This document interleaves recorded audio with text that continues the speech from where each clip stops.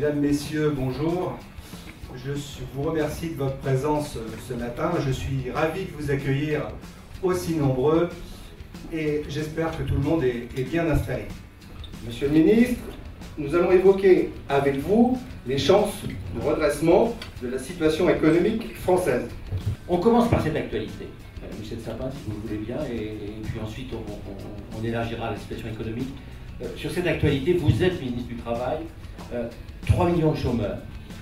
C'est une fatalité compte tenu de la faible croissance, compte tenu des faibles perspectives, ou est-ce qu'il y a les moyens de sortir de ce trou-là, de ce piège-là? 3 millions de chômeurs, ce n'est pas une fatalité, c'est une réalité. C'est la question dite du marché du travail.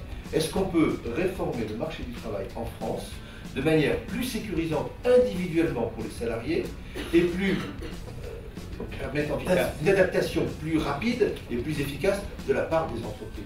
Ce n'est pas forcément une contradiction entre les deux. Derrière tout ça, il y a effectivement la situation économique, il y a les conditions, il y a les perspectives de la conjoncture.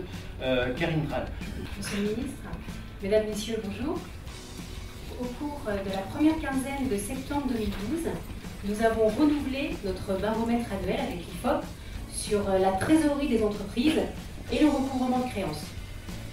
Pour mémoire, l'objectif de ce baromètre est de mettre en exergue les problématiques liées à la gestion du poste client, ainsi que les solutions mises en place par les entreprises pour y remédier.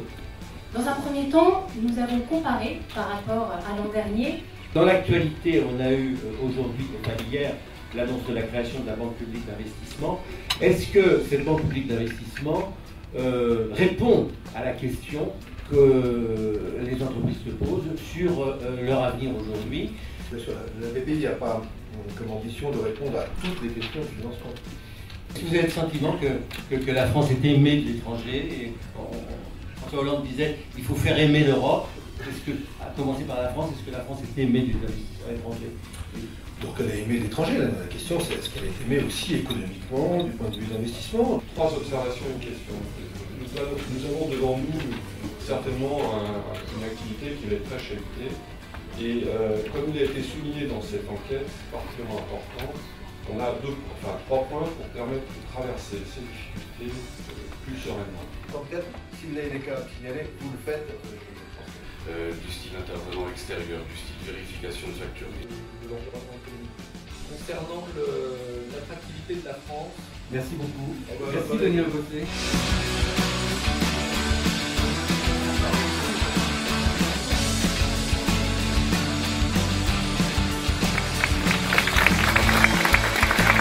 Ce que j'ai pensé du petit déjeuner ce matin, enfin 2 aspects qui étaient particulièrement intéressants. Un, la présentation de l'étude qui est annuelle du cabinet ARC et qui donne un très bon focus sur les PME qui sont nos clients. Donc ça permet de voir comment évoluent leurs problématiques et notamment le fait qu'on insiste beaucoup sur la trésorerie était quelque chose d'intéressant.